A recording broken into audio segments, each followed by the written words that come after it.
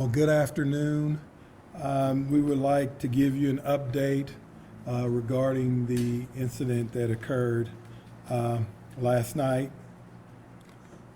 Officers, just a quick recap, officers were dispatched in the area 7700 block of Everett regarding a shots fired call. This was an alert that we received from our gunshot detection system. Upon arrival, officers located an unconscious man in a vehicle, in a truck, that as the officers approached, the driver of the vehicle woke up and fled the scene. A brief pursuit ensued. The driver then abandoned a vehicle and got into another vehicle that was stashed in the woods. We believe both vehicles were stolen and continued to flee. During the pursuit, two officers attempted to deploy stop sticks at 7200 State. One officer, Officer Hunter Simoncic, deployed stop sticks, and as he deployed stop sticks, which is normal procedure, is to get out of danger, which he did, went to the median. The suspect continued through the stop sticks and veered his vehicle directly at Officer Simoncic, striking him.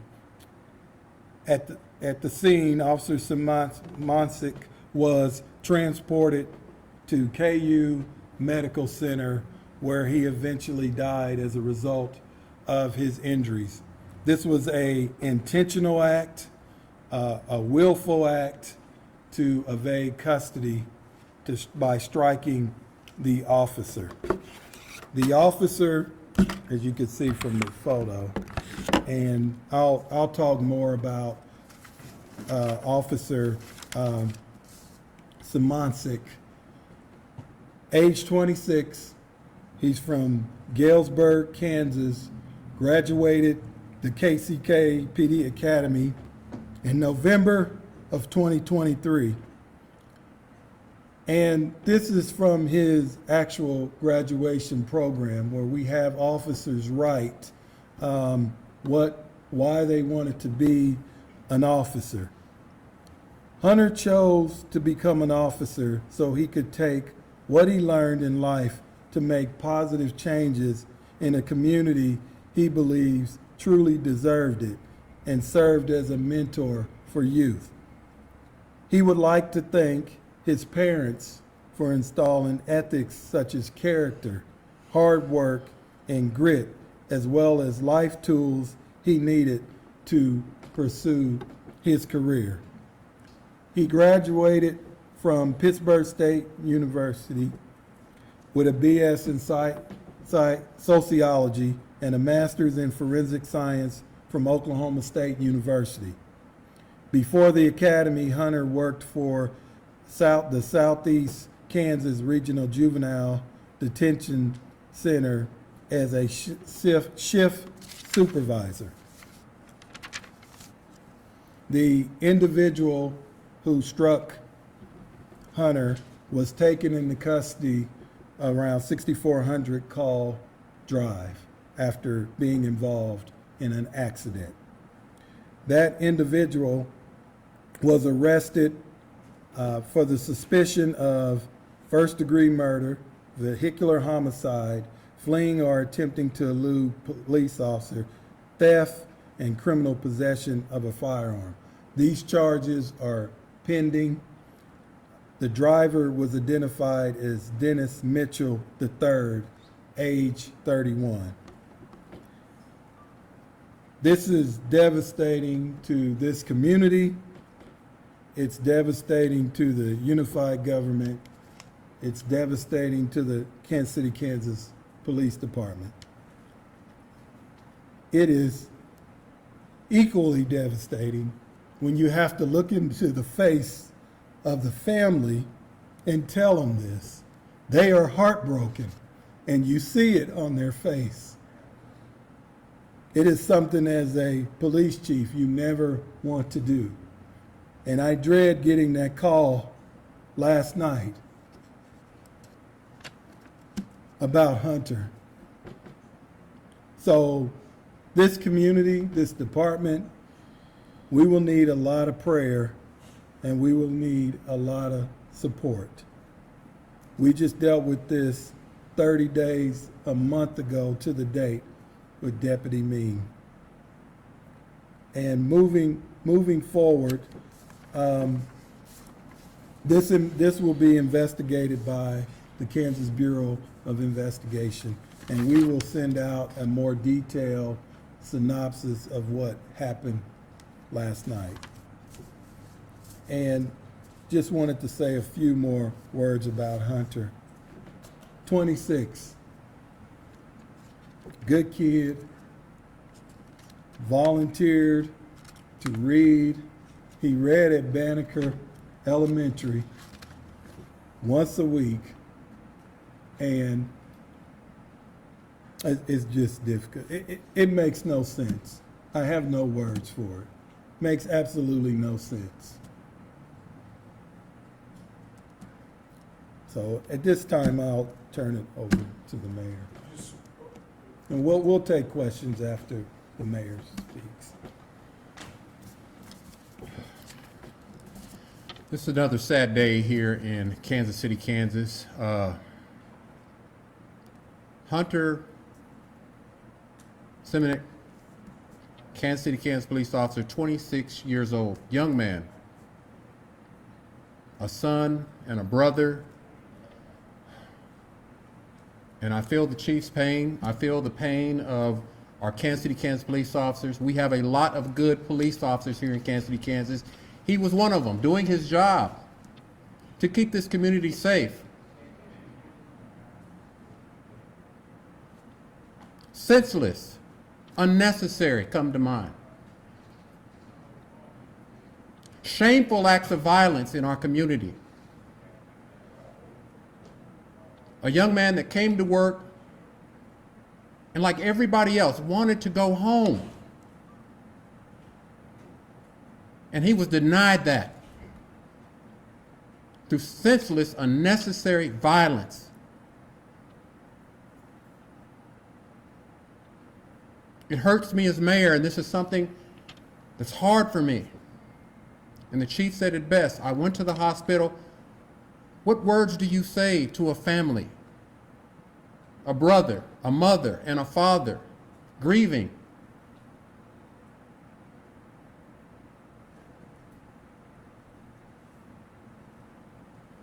Knowing that that life has been snuffed out, and it didn't have to be.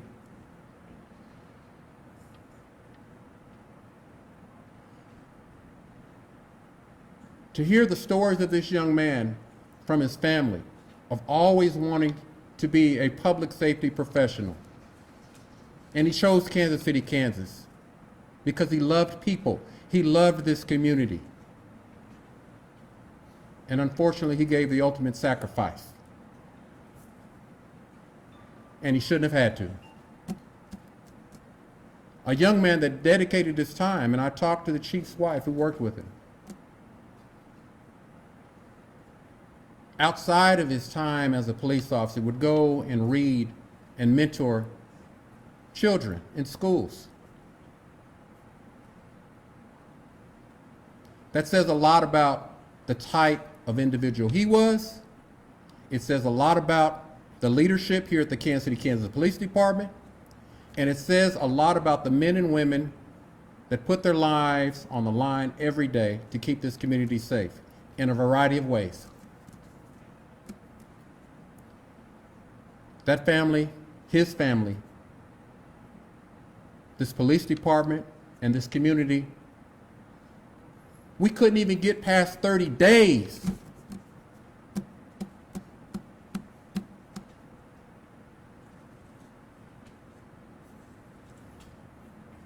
I don't want to hear enough is enough. It just needs to stop.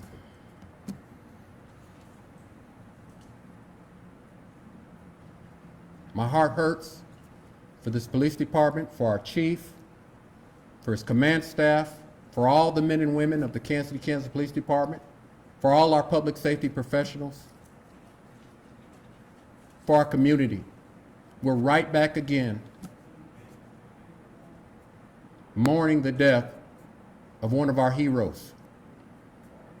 And he was one of our heroes.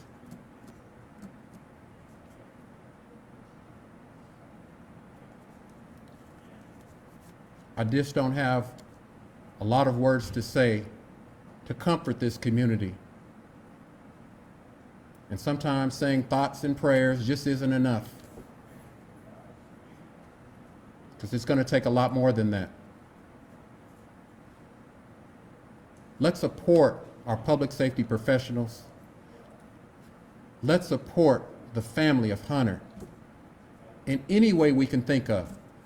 Because talking to that family, they are devastated beyond anything you could ever imagine. They are devastated. The men and women of this police department are devastated.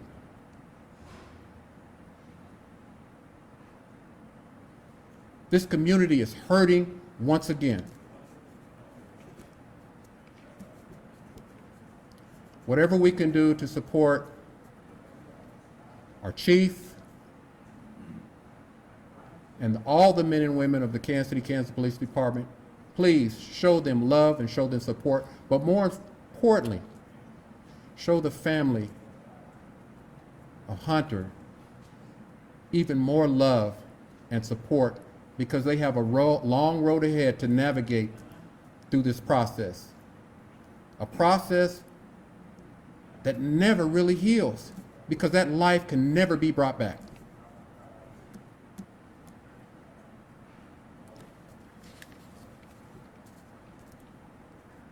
I want to thank our fire department for doing everything they could to preserve the life of Officer Hunter. I want to thank all the medical professionals that I talked to that worked hard to do everything they could to preserve the life of Hunter. He wasn't just a police officer. He was a member of our community, our neighbor, our friend. Let's not forget his sacrifice. Let's not forget the pain of this police department. Let's not forget the pain that his family is enduring. And family, let's continue to uplift. Our sheriff is still, and the sheriff's department is dealing with the loss. Our entire public safety community here in Kansas City, Kansas is really struggling right now. And we're struggling with them as a community. As a mayor, this is really hard for me to have to do this. And I want to encourage all the men and women that are law enforcement professionals. Hunter would want you to keep doing the great things that he did. He would want you to keep it on and staying encouraged to keep this community safe. He would want you to keep being that good neighbor, mentoring kids like so many of you do,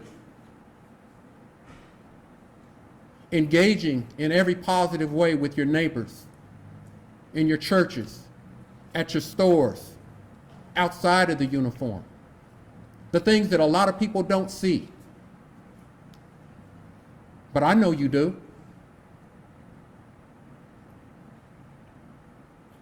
And I know to honor him, stay encouraged, and keep doing good for this community, because the good people in this community, the law-abiding people in this community, we value your service, we appreciate you, and we know that we need you. And Hunter was a part of that family.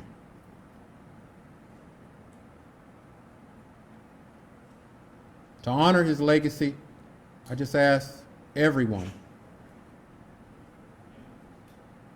pray, thoughts, but more importantly, let's support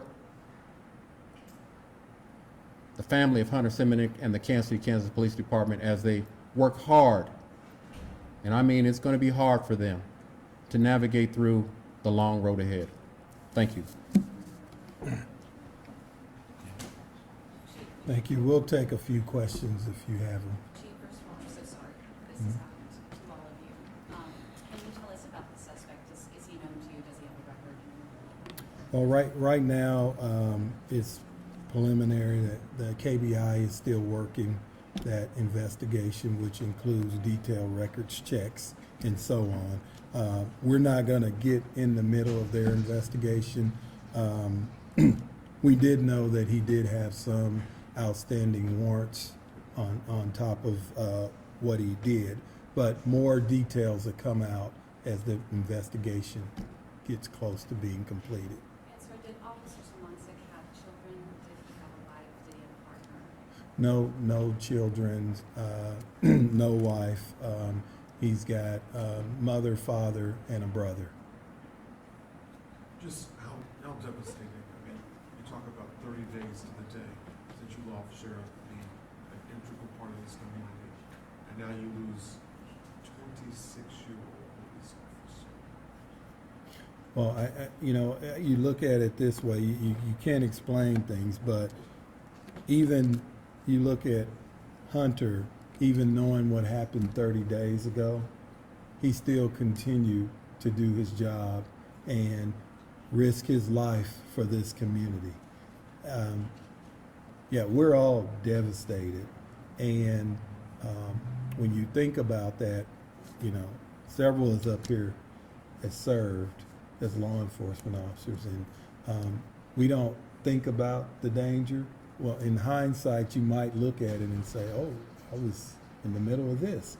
But if the same situation happened the next day, you're right there doing it. And I think with Hunter, this was a situation that we do across the metro thousands of times a year, deploying stop sticks. And this individual felt the need to run Hunter down and kill him. And that is not a vehicle accident. This was an intentional act of homicide on a police officer. Can I just ask you one more? Can you talk about the toll, the psyche? I know that you guys know the job that you sign up for when you decide to be a police officer, but when you do see what happened to Sheriff Deputy Meade, now you see, what kind of toll does that take on the psyche? Well, it's difficult. I mean, we still have officers that have not come back to work from the death of Deputy Meade.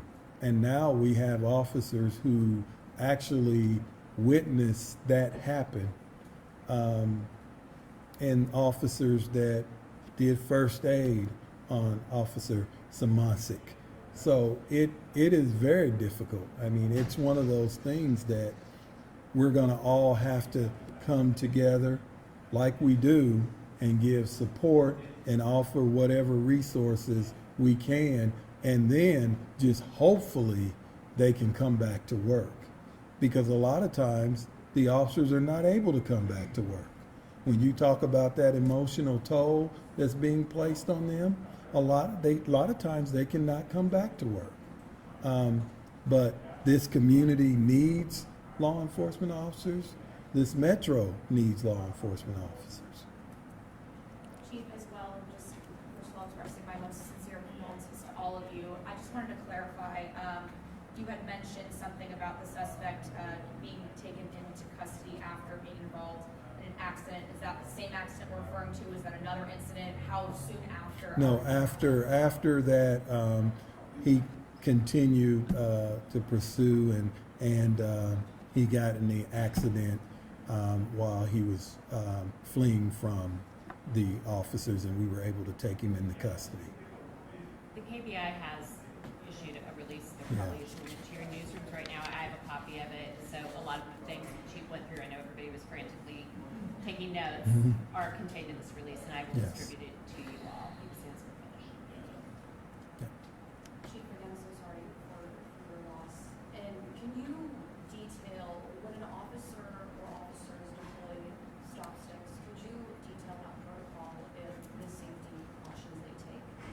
Yeah, well, first of all, the stop sticks is a safety device because what it does is it allows us to safely bring a pursuit to termination by slowly deflating the air out of the tires.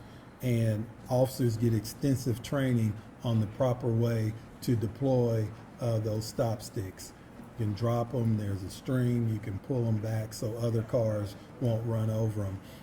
And Officer Simoncic followed the policy. There's very few precautions that you can take when someone is deliberately trying to run you over. And unfortunately, that was the case. He deployed the sticks, got in the median, and was going to a whole nother lane of traffic. And this individual directly, at high speed, basically pursued him down and struck him. Have you guys been able to determine if Mr. Mitchell, the one that you guys have had in custody, was the person firing the gun that initiated the response from KC? We're not sure, but he was in illegal possession of a firearm. Chief, what groups, communities, people do you lean on for support in times like these? Who's usually answering the call?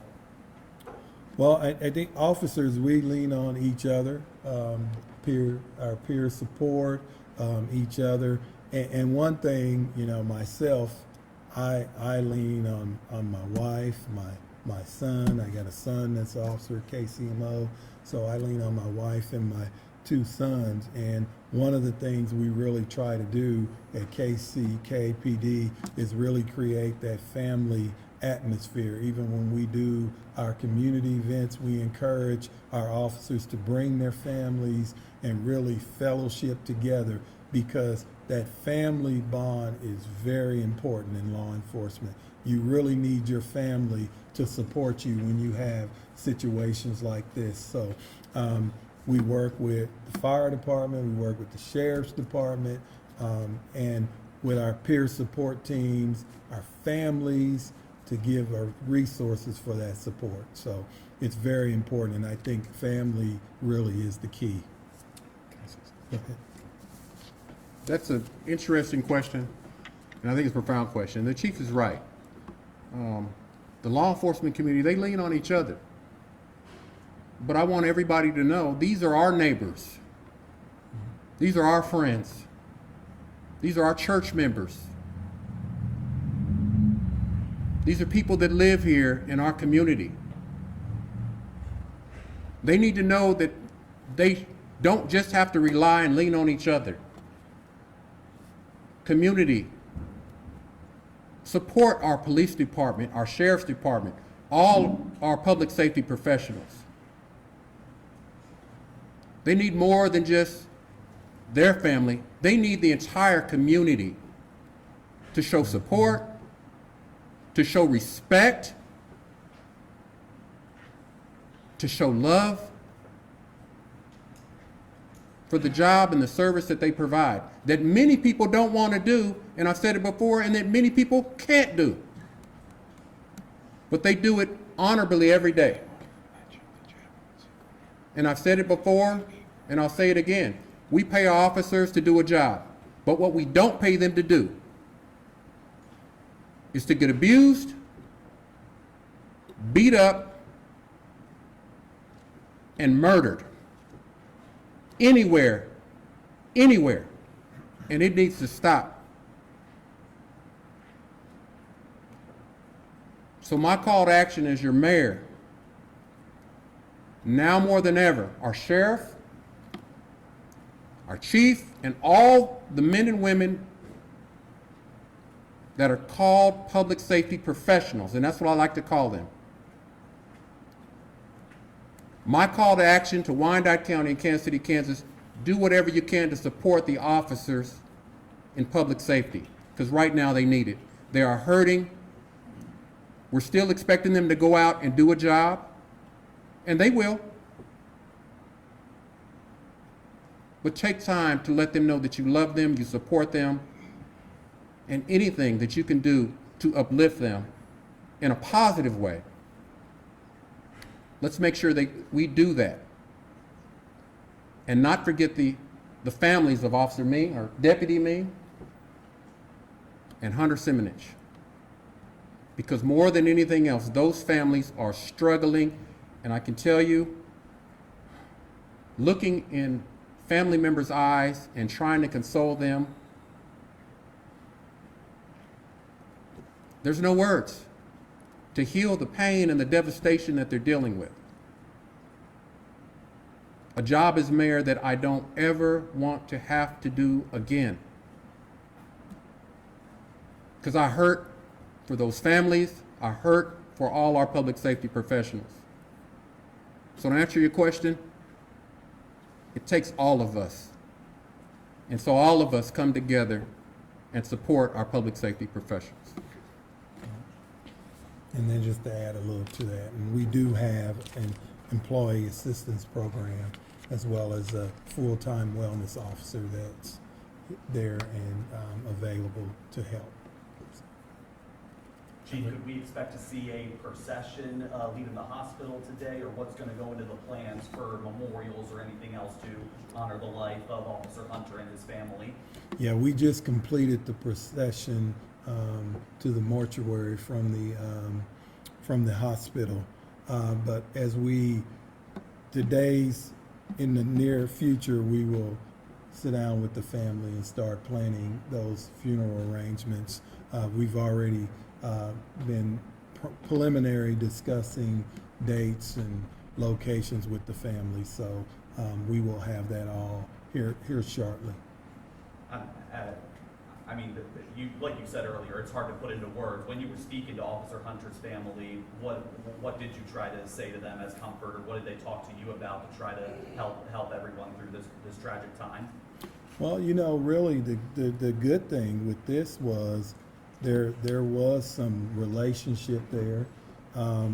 I spent a lot of time with his father when he graduated the academy.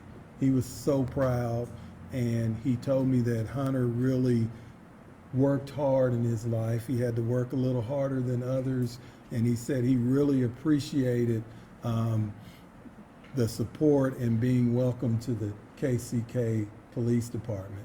And then even my wife had the opportunity to share with his mother, because he would tell his mother about the reading program that he was a part of, that my wife oversaw, and he really explained that to his mother a lot. So we were able to really talk to his mother about that, and it really lifted their spirits for a moment. But the main message to the family is they're not alone. They got the support and the power of the entire KCK Police Department and our KCK community, unified government, and that we're all here to support them. So that was the main message. And there was some things that really, like the father, he really wanted to meet Hunter's supervisor. So these are some little tidbits, because his supervisor, Hunter, would go and tell his father about how he had this utmost respect for his supervisor. And so we got the supervisor back, and the supervisor didn't even know it. So it was really a heartfelt moment between those two that they got to share. I'm sorry, what was the name of the school he did readings at? Banneker Elementary. It's about 10 blocks to the north, right at about 6th and Parallel. Any other questions? All right. Well, thank you very much.